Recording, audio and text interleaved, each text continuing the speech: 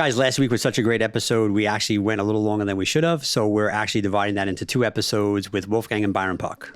Can't wait to hear about the fried chicken restaurant called Pluck. This is going to be amazing. And Byron Puck. All right, let's talk to Wolfgang and Byron about what their future is.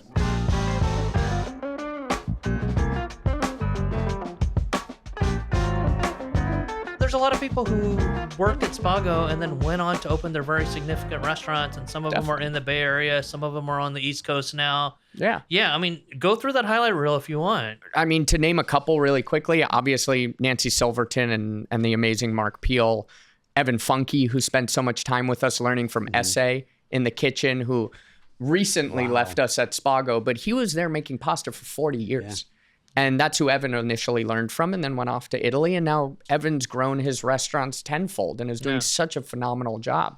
I mean, Lee Hefter, who I have obvious and an amazing reverence for as a chef.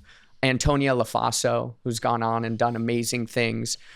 Sherry Yard, who taught me how to cook when I was 12 years old, has like the softest spot in my heart. I adore every ounce of her. Sure. She is amazing and would just, you know, when I was 6 years old sitting on the pastry line at Spago, she would come over and feed me sorbets. And I, not knowing anything, you know, I'd ask for fruit roll-ups, and she would come and feed me like little pectin jellies and be like, this is the Spago fruit roll-up.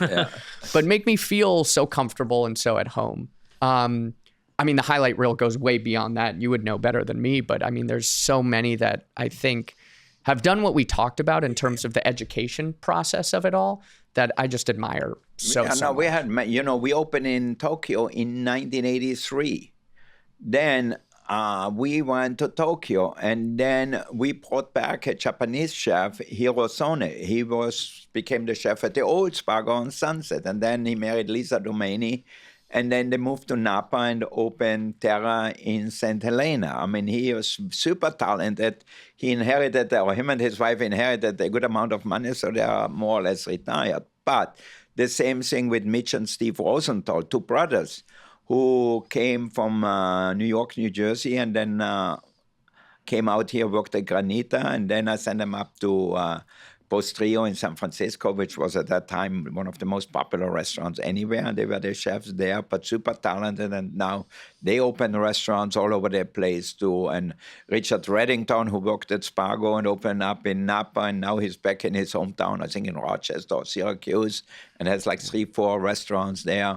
Mark Joslia, who worked for us in Las Vegas, he's in Detroit and has like 4 restaurants in Detroit. So there are a lot of people who worked with us for years, and also front of the house people who became super successful. Yeah. And I think then the people who stay with us, which is really important too, to have continuity, but also we give them an opportunity to grow with us, you know.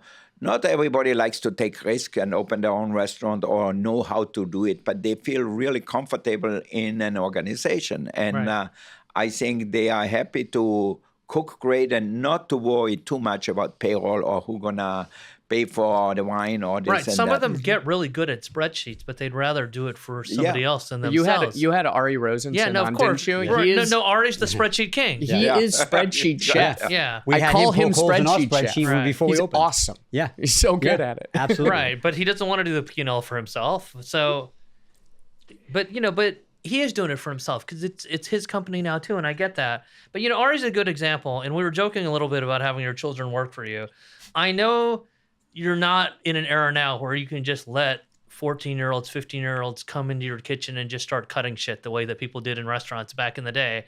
But Ari told us the story about how he interviewed you for his school newspaper, and then he called you on the phone and you gave him a job. I remember Govan Armstrong telling me that when he was working at Spago, his mom had to come get him every day. So how do you know? Same with Byron. Yes. Right. So how do you? At what point do you understand that you can trust somebody who who literally cannot drive their own car, but they're working the line and they may be making the dish that A-lister likes, right? Well, I think Byron had a great experience at the Roca Brothers, for example, in Girona. And, he didn't have a lot of experience, but they put him at the fish station Oh my God. And especially at Nobu at the Matsuhisa at the Metropolitan Hotel in London in specific. I mean, the first day I got in there, they slapped a 150-pound like black cod in front of me and they go butcher it. And I looked at them, I'm like 16, mind you, and I've had that experience of butchering fish. I'm like staring, the thing's bigger than me. So you know what I mean? Like I was like, I'm gonna fuck this up so bad. I would be scared too. so nervous. You jumped in. You didn't have a choice. No, you were pushed in. No, I had seen it enough, working in Spago and a few of the other restaurants, but I'd seen it enough.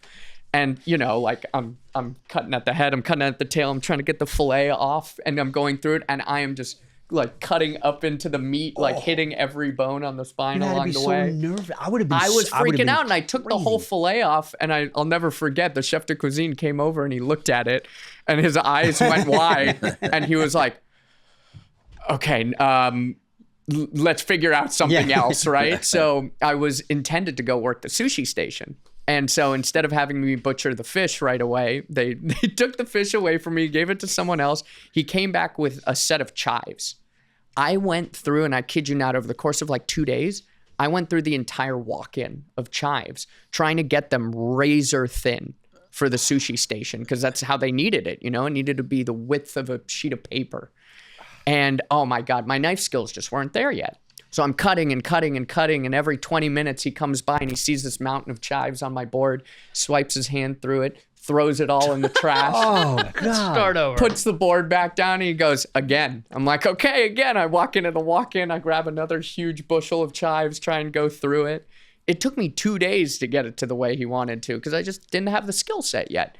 But he gave me the opportunity to learn. Like, that was the most important time. So the answer is And you took the opportunity. you just throw people in the fire and hope it works out then? Sometimes you learn best in the fire. Like, I never went to culinary school, for example. And I was so happy to have the experiences that I did in kitchens. And I learned that way. You can learn in culinary school. You can learn in restaurants. You can learn anywhere. But for me, and to have those experiences and to have the chefs that gave me the time and let me hit their P&L a little bit with the food cost, I mean, I look up to them so much. I butchered so much fish at Eric Repairs, Le Bernardin in New York, and fucked up so many of them with Justo, his fish butcher of 30 years by my side. But he kept letting me do it. He kept showing me the proper method and kept letting me fail so that I could ultimately succeed. So those guys are in like the highest regard because they gave me the opportunity. Did any of your chef friends? But you also took the opportunity. You also stayed with it, which is important. It was the same thing when we started. Yeah. For example, when I was in Austria, I did my apprenticeship, and then we had to make omelette for breakfast, And I couldn't make an omelette, and we didn't have a non-stick pan or anything like that. So it was hard not to make it. There was no QVC with your face on the pan? No, nothing? Nothing, not yet. And so then the chef said, okay, I'm going to teach you how to make omelette. And we had like about 60 employees in the restaurant. He said, tonight's dinner for the employees is an omelette, and you make some potatoes and a salad with it. So I had to make 60 individual omelette, and I'm sure by the end it was good. And then I said, I'm the Omelette King. And then I went to Beaumanière. And then Julie asked me, the owner and chef asked me, if I know to cook. I said, yeah, I know to cook. And he said, okay, make me an omelette. And so I make the omelette. Obviously, it's a 3-star restaurant. I'm nervous like shit. And I tried to make the omelette. It didn't come out right. I put it on the plate. He looked like and said, this looks like a dog shit in your bed. Throw the plate with the omelette in the garbage. You have to learn. Right. So I think it was rougher at that time, maybe, because people used to throw things around and everything. Yeah, you can't do that now. Yeah, now you have to be a little bit more polite, and rightfully so. And it should be like that. It was too much on one side in the old time, and now sometimes it's a little bit too much on the other side too. Where people already may call HR because you tell them this is not good. They said, oh, now I feel bad, I need a shrink and everything. So it's not a good thing either. I'm looking at Byron's face because I know that Byron actually works in the front of the house now.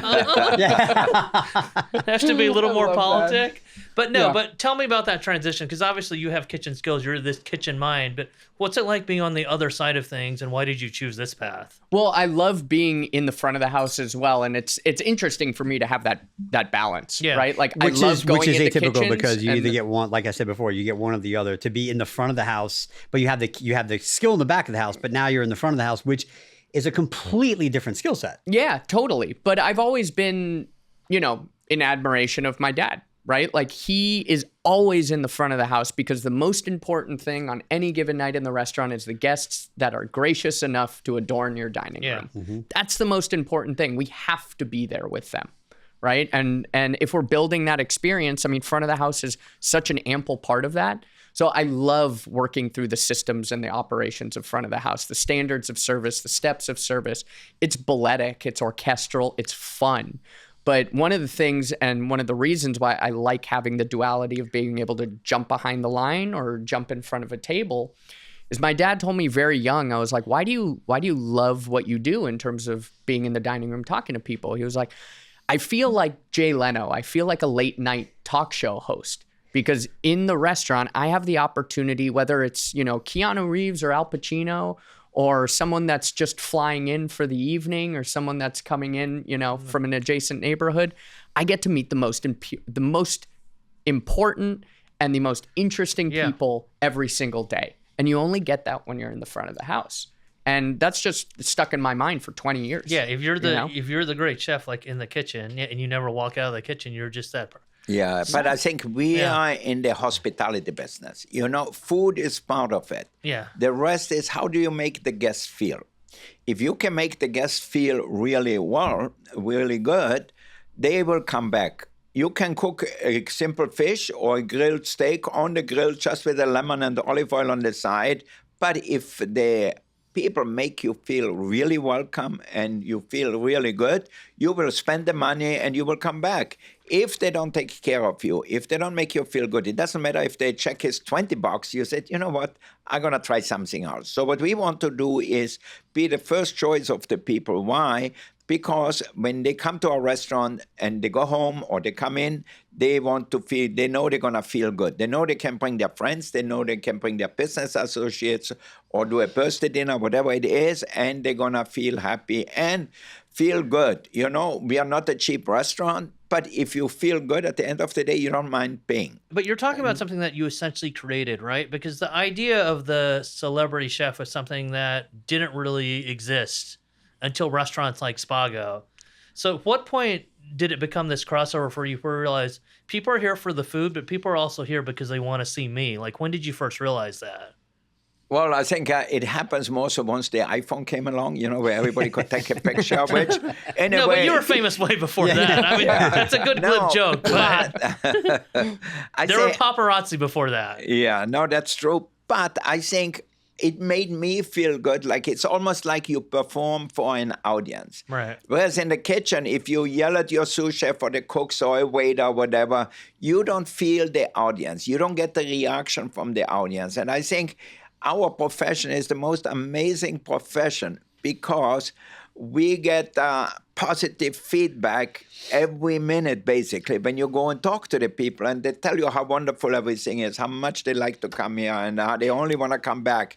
So it's like for a guy like Mick Jagger, why does he perform? He's 80 years old, but the feedback he gets from the audience keeps him young, keeps him alive, and keeps him doing more. And I think for me, it's the same thing. Yeah. Yes, part of it, a big part, is the food. I wouldn't go in the dining room if I know the food is not the best.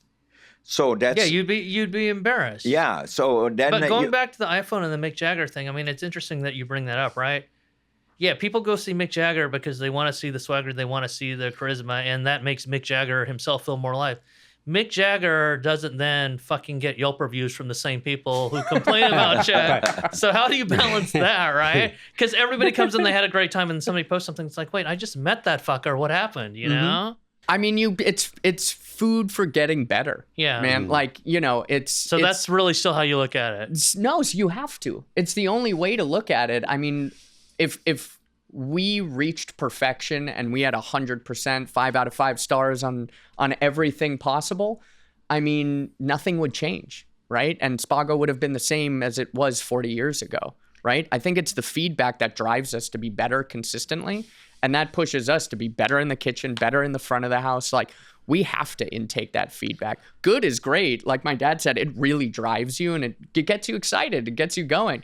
But if someone tells you you suck, like, you put your head down and you get right back in. You get a million Right. great I mean, reviews, that's the only way the Dom gets better. And you get like tunnel vision on that one too, right? Like, it's really tough to see outside of that when you get those, but they'll make you better. And if it's a process to get there, to realize that simultaneously. But I truly believe, like, we use those to spurn on so much good activity within the restaurants.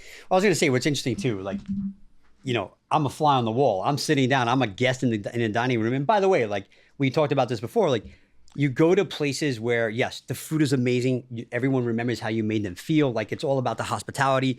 I keep going. I don't like to give you a compliment. You know that. I don't like compliments at all, especially to you. But I will say that, like, as I find myself going back to the same restaurants because we love how we get treated. We know what we're going to get. It's the expectation.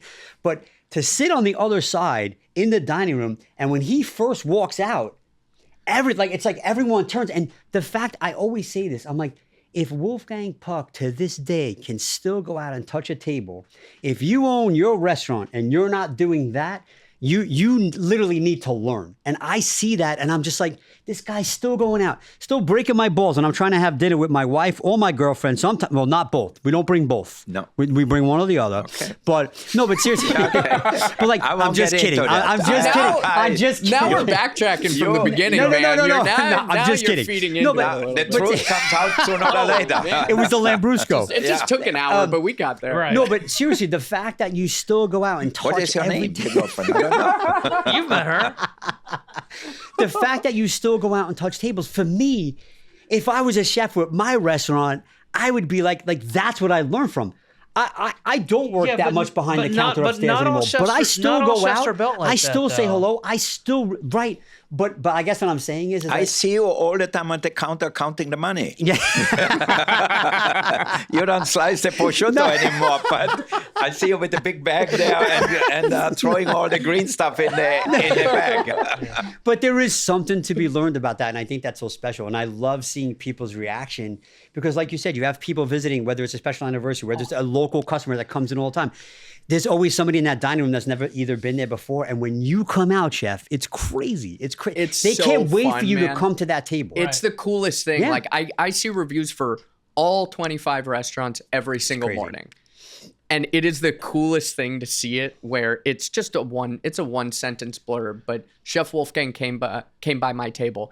He made our night. Yeah. It's that simple, but it's crazy. so cool to see. And it truly does. It just makes people's evenings. magic. Right? Yeah, it's almost like they've seen a superhero. He comes out in chef's whites. There's no stain at all, right? And you just say hello and you ask them how their meal was, and that flips the whole thing for them, right? Yeah. So I'm sure Dom has a million other questions. I really only have one more question, but it's a big question, so that's why I saved this one till the end. During the pandemic, I remember, Wolfgang, you saying that you just really wanted to find ways to survive, but more important than that, to serve the community, right? So you were changing the menu all the time. You were doing takeout. You were doing fried chicken. You were doing different regional cuisines, and you were developing all these ideas. Then you turned Spago into this crazy-ass like outdoor restaurant that was bigger than your actual restaurant. There's a lot of things that you learned, took from that, threw away, etc. I'm sure there's some things that you go back to. But tell me how that experience changed you and some of the things that both of you think it might influence in the future now that you had those experiences, now that you cooked through those menus, now that you tried a lot of those different things. That's a great question. Who you ask, me or him? Both of you. Both? Yeah. All right. So the age before beauty, or what did it say? Yeah. All right. I'll take that. Yeah, I'll take that. Yeah. Thanks. Yeah. I really believe it made us better operators, because before that we said, okay, life is great. Nothing gonna ever happen. All of a sudden here along comes this virus, and they shut us down totally, where we couldn't serve for a long time. Then we could serve outside, so we had to improvise. And that's really an important part. Then they said, we cannot serve inside. So we built this huge tent. We spent $500,000 to build a tent outside, and we had the nicest place for people to come It for was dinner. essentially like the perimeter It's of like a a city mini- block. Yeah, That's what it it felt was like. Yeah. I know. I remember I asked Lily Bossy, how far can we go out? And then I don't know how we talked. And I made a joke. I said, well, I'm going to from our sidewalk to the next sidewalk. And she said, yeah, why not? So we built this big tent out there, put a wooden floor in it, decorated it nice, had air-conditioned heating inside and everything. Because I said, I don't want people to sit on the sidewalk or on the street. I want them to feel it's still a little part of Spago. But obviously, we had to keep the sites open so that the air comes in. And, they had so many regulations. They changed it all the time. It was a difficult time, especially when we only had takeout. At the beginning, we had to set up tables outside. And when we did the fried chicken on Wednesday That was night, amazing, by the we way. had I got that a few 4 times. blocks. Oh, you should come by Sunday. We're doing fried chicken. I saw that. Yes.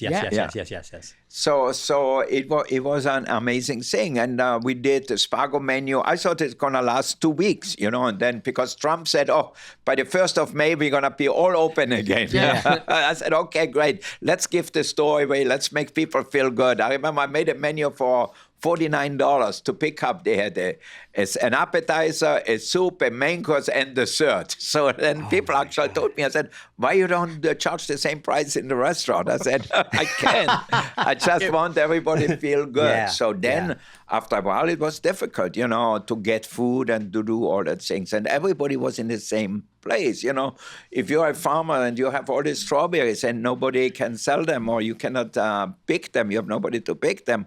I mean, you sit there and see them go bad or tomatoes or anything like that. So we were really in a bad time at that one. So thank God when we came out, we learned how to operate more efficiently. Mm-hmm.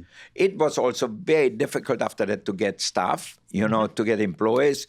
I know quite a few of our chefs went to work for private, they work for Oprah or they work for David Geffen or all these different people. And, in a way, their life is simpler that way. But now, little by little, we are coming back to normal. It took us 2 years, really, to get enough people to work. We closed for lunch. We are still closed for lunch. And maybe we don't open for lunch because we have all the office buildings and things like that. They have maybe somebody bringing their food. They don't go to the restaurant as much as they used to.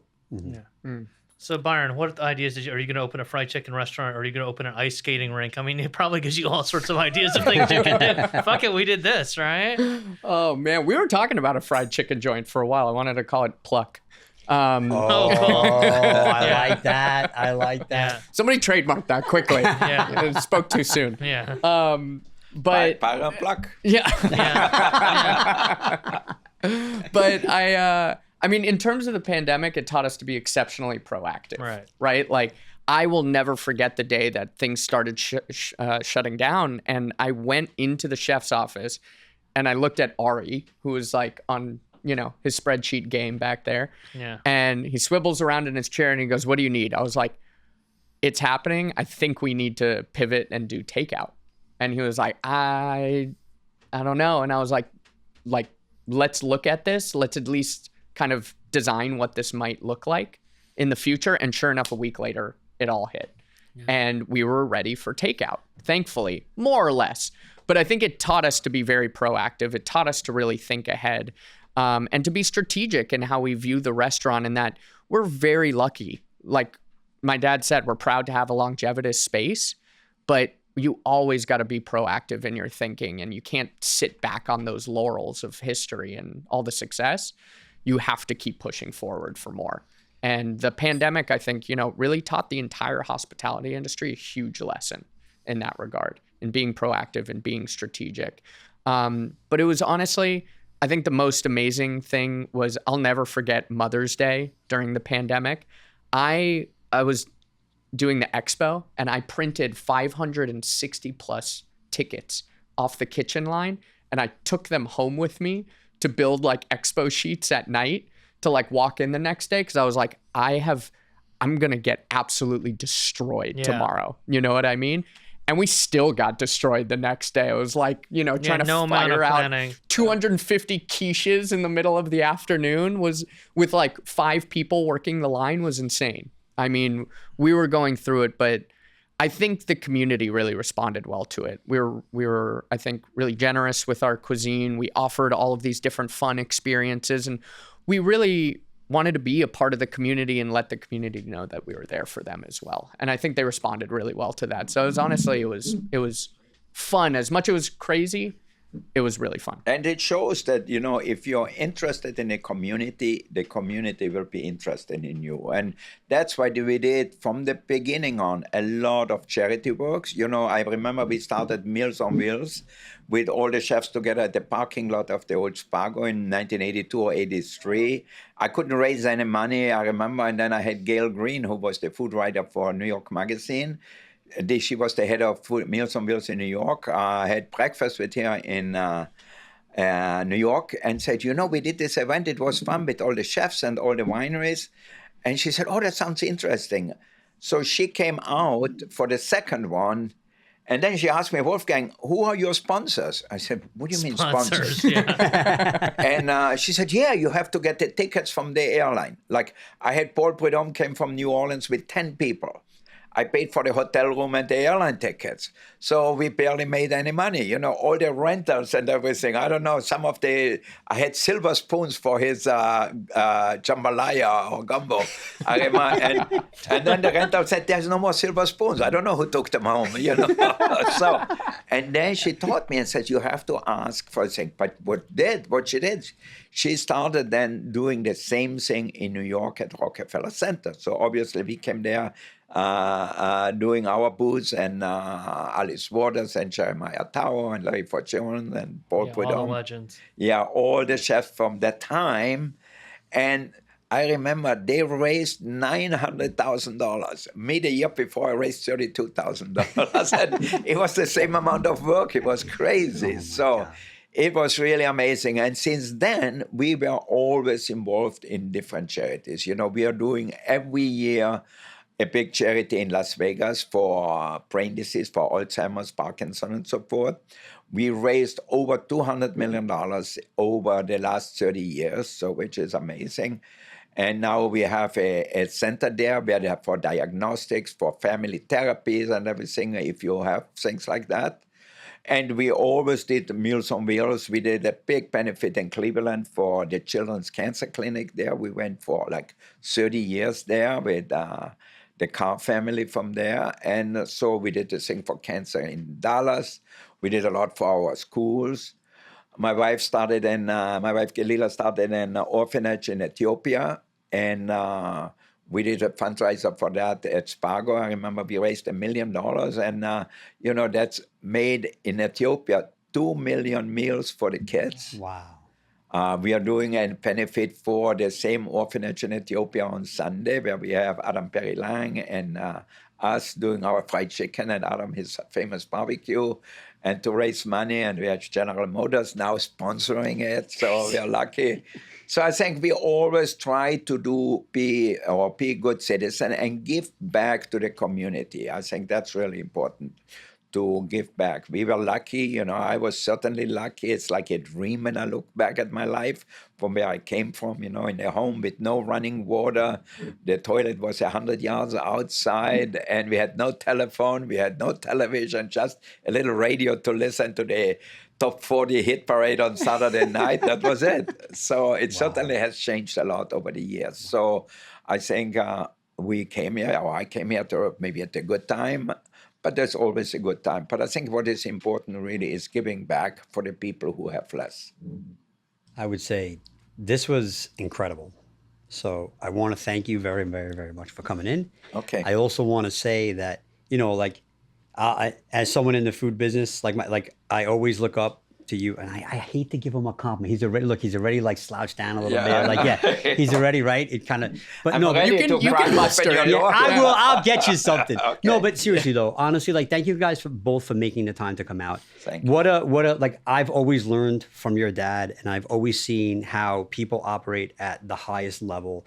And for me, it's very inspirational. So it's actually very special to see someone as young as you, so decorated, so talented, to actually take on this legacy and to keep this moving. So thank you very, very, very much for coming in, guys. This was an incredible you. honor to have you Thank you both. for having us. Thank you. Thank you. Really, really appreciate the time, and always a blast. I'm ready to eat one of those We got you, sandwiches. bro. We got to get this I'm I'm started. starving over here, and these sandwiches All at the right, cheese here- store here are it so is. good. All right, so now we need to open up something nice. Okay, yeah, they're all for you. Oh, right. wow. Truffles, caviar. We're gonna open up. and the we're vault. gonna open up something nice. Get this. Now, we should have Hillary cook us something. What is she doing? We'll bring her in. I'll bring her in. We'll ask her what she's gonna cook. Okay, good.